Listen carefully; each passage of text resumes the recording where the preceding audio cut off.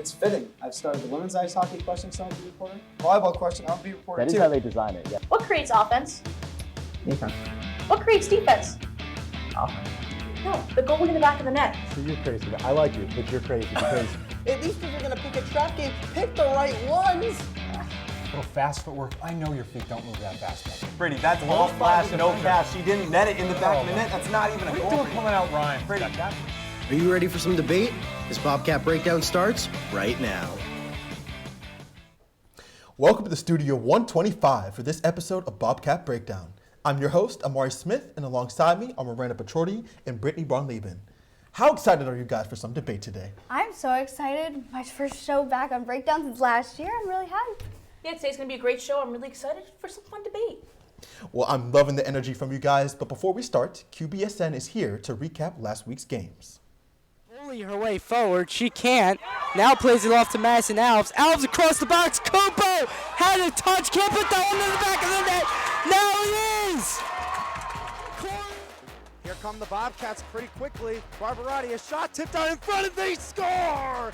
The first goal of the season belongs to Bryn Pryor as she gets a pass from Jade Barbarotti, and it's 1-0 Bobcats. France, Johnson, over to Barbarotti, back to Johnson, chance in front, they score! Ella Senek out in front and she puts it in the back of the net. That's her first career goal. In front, Bobcats are unable to score on the power play, but they're able to get it, and there's a goal! Alex Law with a snipe off the post, and the Bobcats retake the lead. It's 3-2. This has been a presentation of NCAA Women's Ice Hockey, presented by the Quinnipiac Bobcats Sports Network. And now, let's jump right into our debate. The volleyball team defeated Sacred Heart this past Friday 3-1 and lost at Fairfield on Saturday 1-3. Looking back at these two games, who do you all think made the biggest impact on the team? Miranda, we'll start with you. Well, my pick, I gotta go with Damla Ganesh. She had 38 assists against Sacred Heart and 41 in that game against Fairfield. That's gonna be about approximately 10% in those matches. And to put it in perspective, in both games, there were only 9 assists that weren't made by her. She is killing it with the assist game. Maybe she's not the one necessarily scoring the points directly, but they cannot be scoring points without her assistance. All right, Miranda, you make a great point there, but Damla Ganesh, she's the setter on the team. I expect her to make those assists. She did break the Division I assist record this weekend, but she's the player where she needs to do that. She's the setter on the team. You have to look at the bigger picture. Leilani Kaijusta was the player of the weekend. She led the team with 18 kills on Friday against Sacred Heart. Yes, against Fairfield, she only had 4 kills, but she was still so impactful on the court. She stepped up when other players like Elena Giacomini weren't producing. Against Sacred Heart, they were really struggling at playing the ball on the court and figuring out how to set up the other outside hitters. Leilani Kaijusta had a beautiful cross-court game. I don't know how you don't pick her for this weekend's Player of the Week. So I understand what you're saying, and I get it's okay to have off days here and there, but you gotta go with consistency with teams like this. The fact that it was just that difference from 18 to 4, I mean, that's just a little bit too drastic for my liking. And my thing is, yes, she had all those kills, but how could she achieve those kills? It was the set from Damla and how consistent she is in her position that's going to set up not only Leilani Kaijusta, but then Giacomini and all those other players that you mentioned with those kills. Without her, they're not going to be producing those points, and they cannot win games. I just can't say that she's the player of the weekend if she always plays that game. She's always going to be the setter on the team. She has to be the setter. She has to set up the outside hitters like that. So for her to make those assists, yeah, that totally makes sense for me. That was just a normal weekend for her. I was more looking about players that, maybe didn't have the best weekends in the past, but this weekend really stepped up and made an impact in the first weekend of MAAC play. Listen, I hear what you're saying, but once I bring it back, you gotta be more consistent. And I get it, it's the first weekend of MAAC play. You're gonna have some kinks to work out, a little bit of a confidence thing to get back in, and that was great. I'm so happy that Leilani Kaijusta is kind of finding her footing, but I can't really look at it and go, you can't have one game that's that much stronger and still say you were the best one for the weekend. Yes, she is expected to do that with the sets, but when you're breaking those records like that, she still has all of MAAC play to get through, and it's only the beginning of the season. She is the player that is holding this team together, in my opinion, right now. Now, those are both great points. Now, senior Ginevra Giovaglioni hasn't been fully healthy since the early games of last season. With the uncertainty of her condition, which 3 of the 4 hitters do you guys think should get the most time on the court? Brittney, let's hear your picks. Ginevra Giovannioni is a great hitter. Don't get me wrong. She was MAAC Player of the Year preseason last season. Didn't get to play, only played in 4 games, never made it to MAAC conference play. But I still think you have to keep Yadmir Ganesh, Elena Giacomini, and Leilani Kajjusta as your outside hitters. They're the ones that are going to be producing. They have the chemistry already set up with Dama Ganesh. Yes, as I said, she was a great player, but she hasn't played in over a year. She needs the time to get back into it. We also don't know when she's fully going to return. Coach Kyle Robinson said in the press conference that she's doing little things step by step, but she still can't jump. So there's a while for her to still go to get back to where she was. I just don't see you put her right back into that starting lineup. Brittney, I gotta 100% agree with you here. You know, the 3 of these players that we have right now, Leilani Kajjusta, Yadmir Ganesh, and Elena Giacomini, the depth last year was virtually non-existent. These were the 3 that were playing, were getting those kills. They built up that time. They built up that confidence together. They're great. And, you know, if Ginevra Giovannioni can't play again this season or can't play as consistently, Elena Giacomini is there. She was the MAAC Player of the Year last year. I'm not concerned if they can't play her. They're going to do just fine. Those 3 together accounted for 66% of the kills in the entirety of last season. That's great. I don't see why they couldn't do that again this year. Now, I'd like to bring up a question. Now, if she's healthy, who are you taking out in her place? You know, I don't want to hate on Leilani Kajjusta. You just brought up, she's great. But once again, it's a consistency thing for me. She goes back and forth, and if Ginevra Giovannioni, she's healthy and she is getting back to a consistent point, I think I'd pull her out first before I'd pull Elena Giacomini or Yadmir Ganesh. I have to agree with you. Giovannioni is one of the best players on this team. When she's fully healthy, I agree. She can make that starting lineup. But again, take your time. Play what works right now, and that's what's working. Absolutely. Well, that was some great debate, guys, but we have to head over to our first commercial break. When we return, Miranda and Brittney will be giving out their fall mid-season awards. Stay tuned.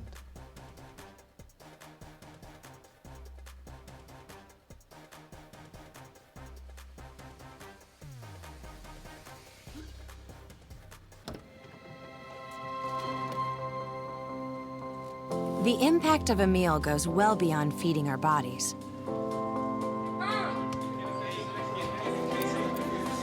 Because when people are fed, futures are nourished. Everyone deserves to live a full life. And with your help, together we can end hunger. Join the movement at feedingamerica.org/actnow. Everyone has a ritual, that small thing that keeps us focused. A habit we never skip to clear our minds and elevate our performance. But what do you do to keep your head in the game, to drown out the self-doubt and support your mental health? Because being your best isn't just about taking care of your body. It's about taking care of your mind and mental health. Discover the resources you need to keep your mind focused and your mental health a priority.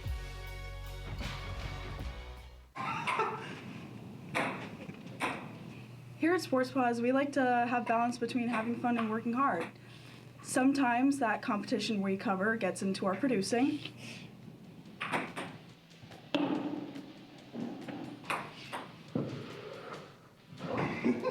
Tune in every Monday night at 9:30 at q30tv.com/watch for all the news, highlights, and more. This is Sports Pause. Welcome back to Bobcat Breakdown. As we approach the mid-season of our fall sports, let's take a look back at some of the standout athletes, games, plays, and more. Our analysts are going to be giving out their 2025 Fall Mid-Season Awards. Let's start with you, Brittney. There have been plenty of standout players across fall sports. Who do you think is the current fall sports MVP? Miranda, I don't think you can disagree with me. I think the MVP so far in the fall is Francisca Escoyes. So far on the season, 8 goals, 7 assists, 23 points. Last season, she had a total of 22. She's already surpassed it. She just keeps showing how a freshman can improve as a sophomore and it's going to keep growing. I think she's the MVP. Listen, I kind of expected you to say that. You know a lot about field hockey, and I can't disagree with the fact that she's been amazing.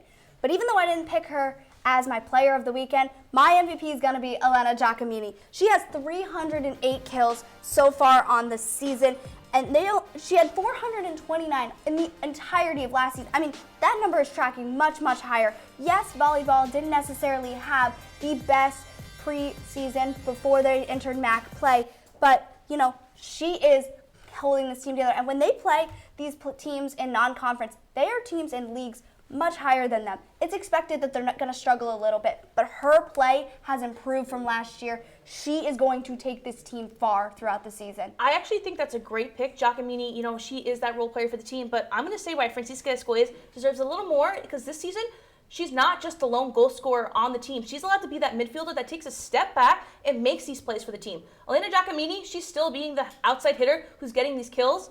Francisca Escoyes is now being the defender and the scorer that the team needs. I get that, but we can argue, based on the question we just had before this, Yammer Ganesh, Leilani Kadisha, she's there too. She's not the only one that's getting kills for this team. So I think it could go both ways on this one. Both great points. Now, Quinnipiac's fall sports teams have added a lot of new faces between first years and transfer students. Who has stood out to you guys as the best fall sports newcomer so far? Miranda, what do you think? All right, my newcomer is a rookie. She's from the Netherlands, Rosemary Van Koolen from the field hockey team. She has 4 goals on the season so far, 3 assists and 11 points total. She's second in points on the team, only behind Francisca Escoyes. You know, Miranda, did you steal my answer? Because I had the same thing. Rosemary Van Koolen, as you said, 6 games this season, 4 goals, 3 assists, 11 points. She's just that player that's made an instant impact, and I really don't see how you pick another rookie who's really helped the team grow as much as the field hockey team has grown this season. Yeah, she's only behind Escoyes and Mo Quayle in goals as well. She's really stepping up, and it's really great to see more people getting on the score sheet for that field hockey team. Well, moving on from player awards, there have been a lot of exciting games throughout the fall season. But which did you guys pick for your favorite pick so far? Brittney, let's go back to you. All right, I'm going to have to take you back to last week. On Wednesday, it was 9-24-25. Women's soccer hosted in-state rival Fairfield. The game tied 1-1. It was one of the most entertaining games to watch. No one scored in the first half. It kept getting to a nail-biter. In the 80th minute, 40th minute of the second half, that's when the first goal was scored by Fairfield. Then, 40 seconds left in the game, Quinnipiac was able to tie it. It was a great game. It just showed how impactful, you know, a little rivalry can be. You know, I'm glad you didn't go with a win, because I also didn't go with a win, but I did go for a loss for the Bobcats.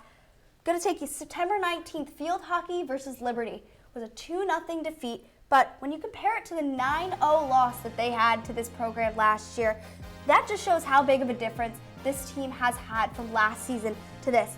They were ranked 6th in the nation. No one really necessarily expected the Bobcats to take this one home, but to only hold them to 2 goals is a testament how well these players are working together, their defense really stepping up to hold them to only those 2 goals. You know, I'm glad we both picked conference games, but I'm going to have to say my Fairfield game was a little more impactful. It was a closer game, tighter matchup, and it's a rivalry that's been happening for the last couple seasons. Quinnipiac hasn't beat Fairfield this season yet. As we said, they tied. Last season, they lost in the MAAC championship to Fairfield. I feel like this game had more of an emphasis.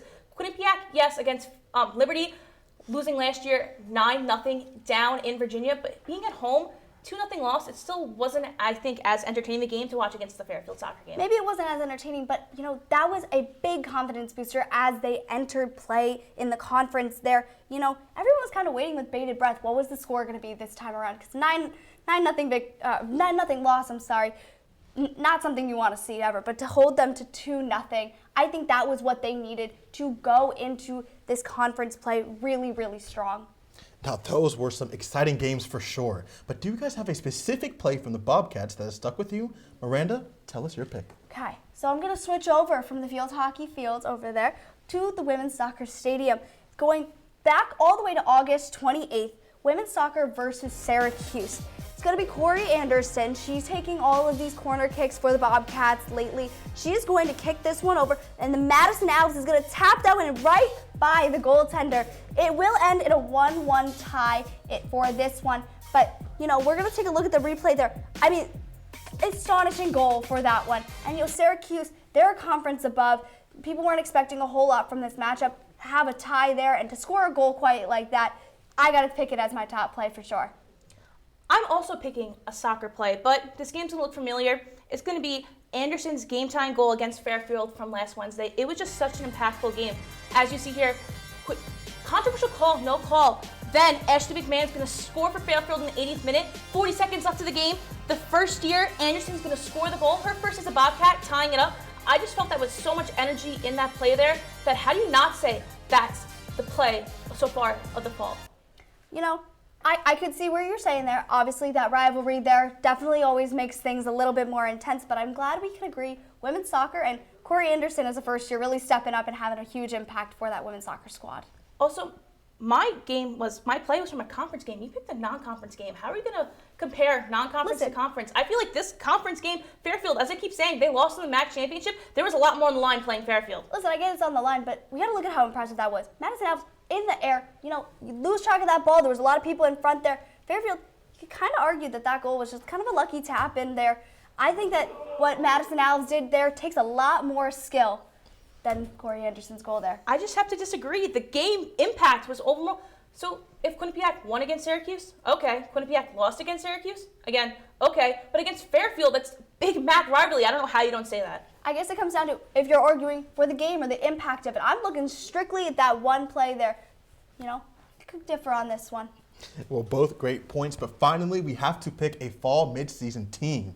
There are plenty to choose from across the board, so for our last award of the night, which fall team beats out the rest? Brittney, tell us your final pick. This might be a little bit of controversial opinion, but I think the volleyball team is still so far my fall team. Yes, they had a rough non-conference start, but over right now they are 5-10, and in the MAAC they're 2-1. I just think so far in their MAAC play, yes, they're only 3 games in, but they're showing that this team can still compete against Fairfield. They won the first set against Fairfield, which was kind of impressive because usually Quinnipiac trails behind Fairfield and they have to catch up. They did lose the game 4 sets to 1 set, but 3 sets to 1 set, sorry. But I think that overall so far they're improving and they're showing that they can still play. I think it's interesting that we kind of switched our MVP and our team picks because I went with the field hockey team. They went 2-0 for the first time since 2012. And then, I think overall they are playing as a more cohesive team. Obviously, we just shouted out their newcomer there, but it's less of the Escoya show this year. They have a whole cohesive team. They're tying records with Francisca Escoya's, again, tying her own records, mind you. They're just coming together at the right time. And maybe they're not necessarily the most winning team on campus, but the improvement from last year to this, it's really notable, and that's why I got to pick them as my team. I think that's actually a great pick. I think both our teams are kind of teams where people have expectations about these teams, but they're both going to do their own thing. Absolutely. Well, I think we could use a break here on the desk, but stay with us because when we return, we'll be going over women's soccer chances in the MAAC standings and women's ice hockey's struggles at the start of their season. We'll be back in 90 seconds. Buckle up! Nobody is more prepared for an emergency than Dogman. With all your kung fu skills and your canine fortitude or whatnot. But for the rest of us, a good plan goes a long way. Come on, let's go! So, whether it's an unexpected disaster or the world's most evilest cat bent on destroying all do-gooders, destroy all do-gooders! You can help your family be ready for anything. No time to waste.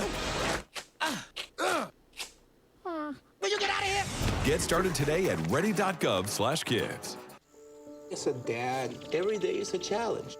To make sure that the time that I have, I spend with them. It doesn't matter how tired you are, you have to try to teach them. When they learn something new, and you can just see in their faces, it's such an incredible moment. It's those moments that are my favorite.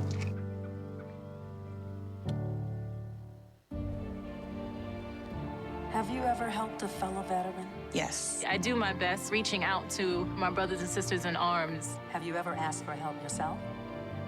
Most of us, we're not gonna admit that we need to help. You don't have someone to kind of help you guide those thoughts. It can be really bad. It's just a beautiful space when someone can trust you and say, listen, I need help. Welcome back to Bobcat Breakdown. If you're just tuning in, I'm Amari Smith, joined by Miranda Putorti and Brittney Bronleben. Last year, Quinnipiac women's soccer finished second in the MAAC behind Fairfield with a 10-2 conference record. This year, they were picked to place second behind Fairfield again. But with their recent tie against the Stags, does that put them in a place where you two think they can finish first? Let's start with you, Miranda. I'm going to be honest. My faith in this team is going down a little bit. I don't think they should be considered favorites to win this championship. Yes, they did tie that game against Fairfield, but I just don't see them going all the way and making it that full run this year.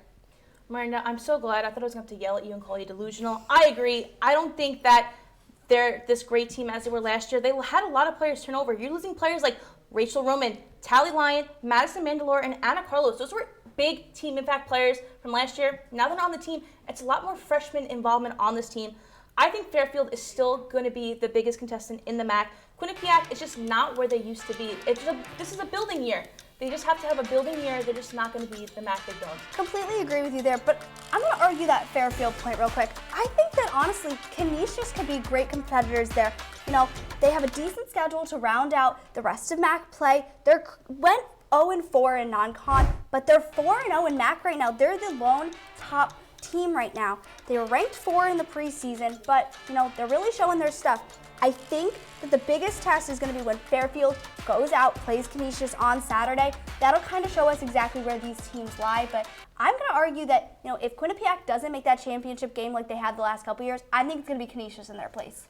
I have to disagree. I think it's Fairfield. Maddie Thurl is going to only get better throughout the season. Currently, she leads the MAAC with game-winning goals, 3. She's second in points overall. She leads the MAAC in goals with 7 and leads with 16 points. Fairfield is on the leaderboard all over the MAAC. I don't know how you don't pick them as your MAAC champion. Yes, right now, Canisius is 4-0, but continue to grow throughout the season. Fairfield's only going to get better. I don't know if there's anyone to stop Maddie Thurl. You know, but what's to say Canisius isn't also going to get better as the season goes on, continue to build that record and be up there. You know, at least I think they're going to make that championship, like I said, Quinnipiac.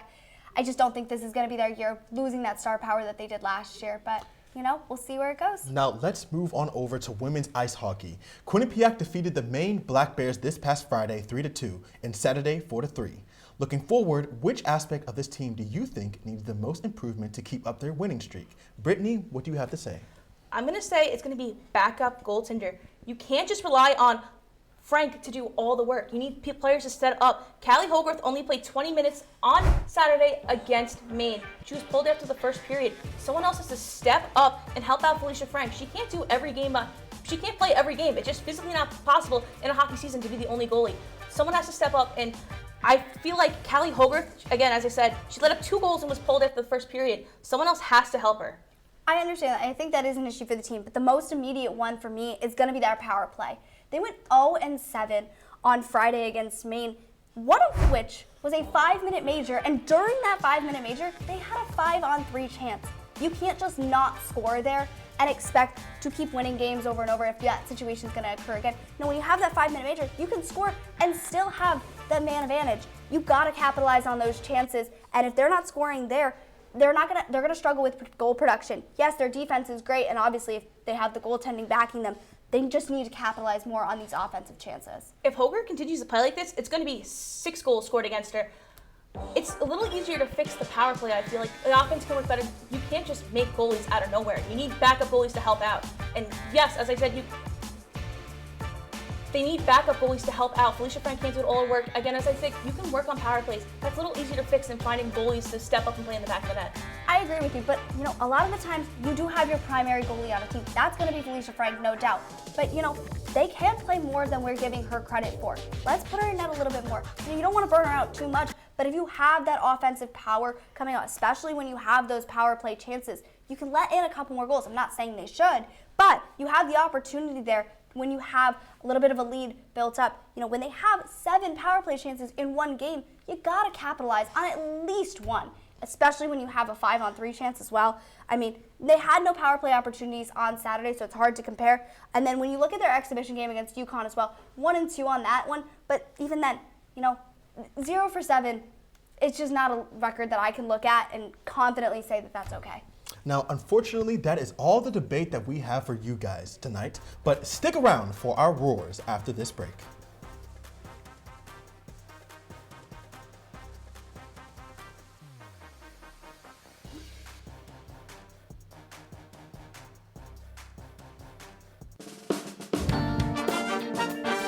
No, I'm not gambling.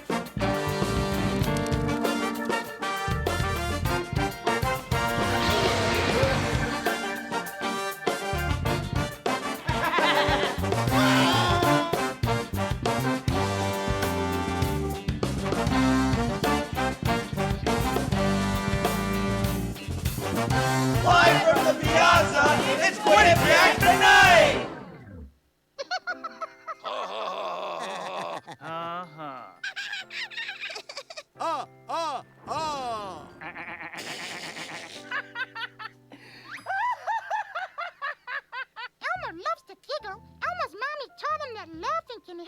have a big feeling like when you feel happy. Make sure to celebrate when you're happy and laugh it up. Love your mind. Everyone has a ritual. That small thing we do to keep us focused. But what do you do to keep your head in the game? To drown out the self-doubt and support your mental health.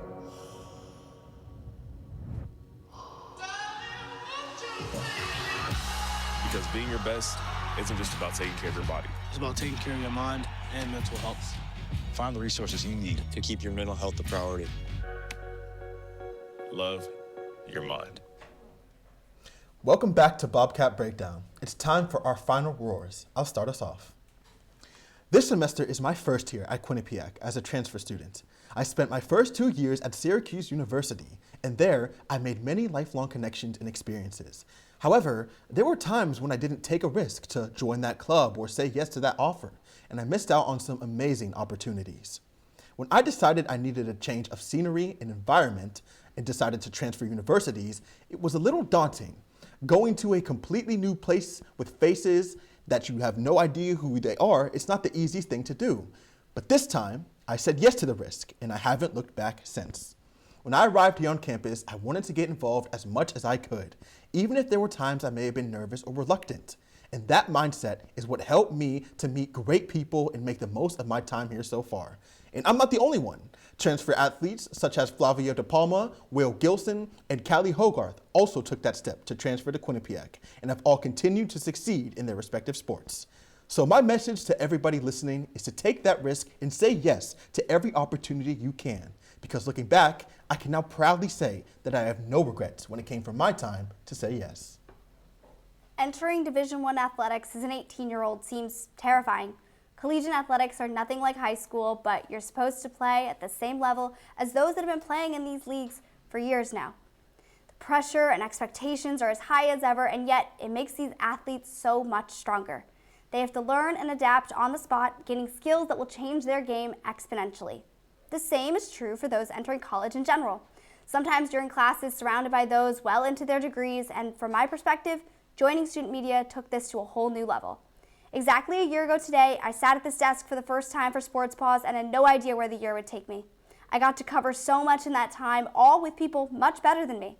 I loved working with those who knew so much, and I wanted to throw myself into it even more. So I thought, I was president in high school, how much harder could it be in college?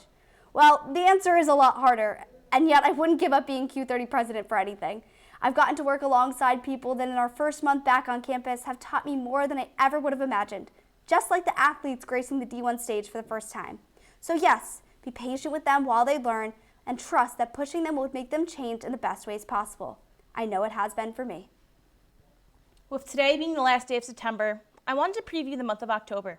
Most people associate October with fall activities such as pumpkin picking, corn mazing, raking leaves, and of course, Halloween. With all the fun associated with the month, it also has a serious significance behind it. Often, it's forgotten that October is also Breast Cancer Awareness Month. Breast cancer affects over 300,000 women yearly and all their loved ones. This following year, it affected my family. My mom was diagnosed with breast cancer. Like the true fighter she is, she's able to beat it and become cancer-free. The love and support we received from friends and family helped add fuel to the battle. Even though now she is cancer-free, setbacks and struggles still happen. The fight never ends, and more people should help spread awareness. One way to help show support is to show up to the QU Fights Cancer Games. All fall and winter sports take the opportunity to show support and help fight breast cancer. But most of the time, fans are not there to help show support. Starting Wednesday, October 1st, show up to the men's soccer game in between classes. On Friday, October 3rd, you can start your afternoon at the field hockey game, then continue the vibes at volleyball that night. Saturday is another day where the morning can start with rugby, afternoon at women's soccer, and then evening with women's ice hockey. With so many games, there's no excuse not to at least make one game and help the fight. Be the person to help support and fight for your cure.